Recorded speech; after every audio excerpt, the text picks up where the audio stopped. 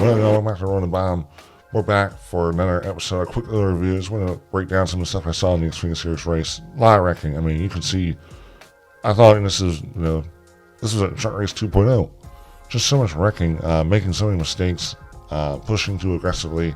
You just can see the skill level difference. Like, it's like trucks and Xfinity look closer and closer every time you watch a Super Speedway race. But then you look at Cup and Xfinity, it's like a whole different freaking league.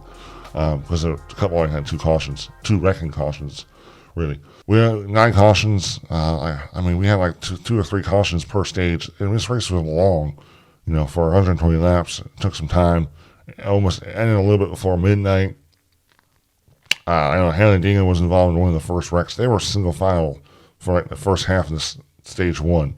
And just people weren't checking up. Hannah Dingan wrecks out. That's not a great look for Hannah Dingan.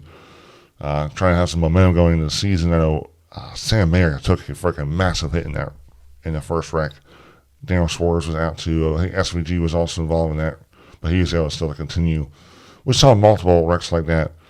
Jesse Love won stage 1. And also say stage 2, we also saw more, let's say, aggressiveness. They had Andy Petrie, Alex Alexander, Michael Watcher in the booth for Fox. The Fox booth was not at the track. It was at the freaking Charlotte because Fox is cheap. So that kind of ruined. There was times when Fox missed a bunch of wrecks and just like it was so confusing. They were saying, "Oh, caution for the debris." No, actually, it's a caution because there's a wreck on the freaking track. So come on now. Sounds also bad. Fox didn't do a good job. Stage 2 winner was Austin Hill, who beat out his teammate.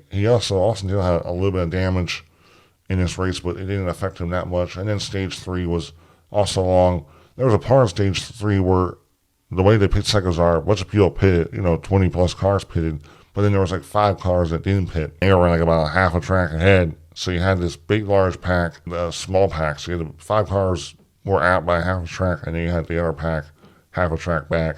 So the Fox really had to go back and forth these two. Because, the big pack was like 3x3. It looked like they were about to wreck in that. But they didn't. There was a couple of small wrecks.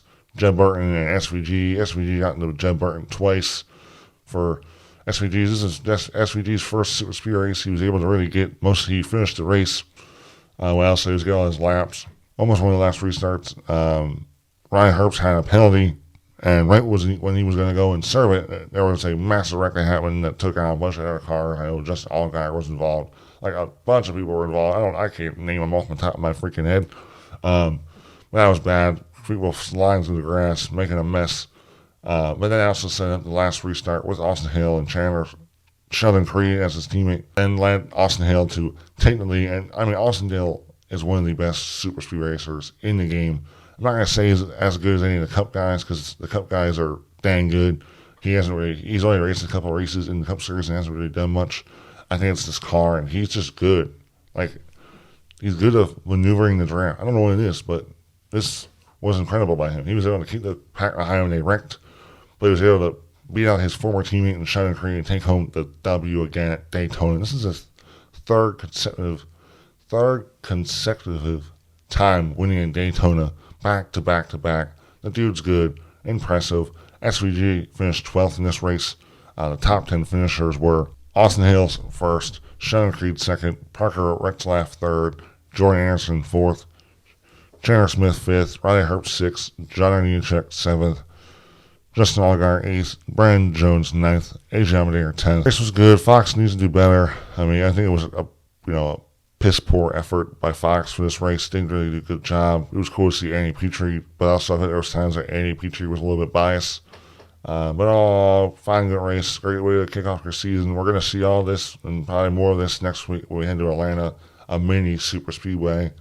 But all good. Looking forward to it. And I'll see you next one, guys. Thanks for watching. Bye, y'all.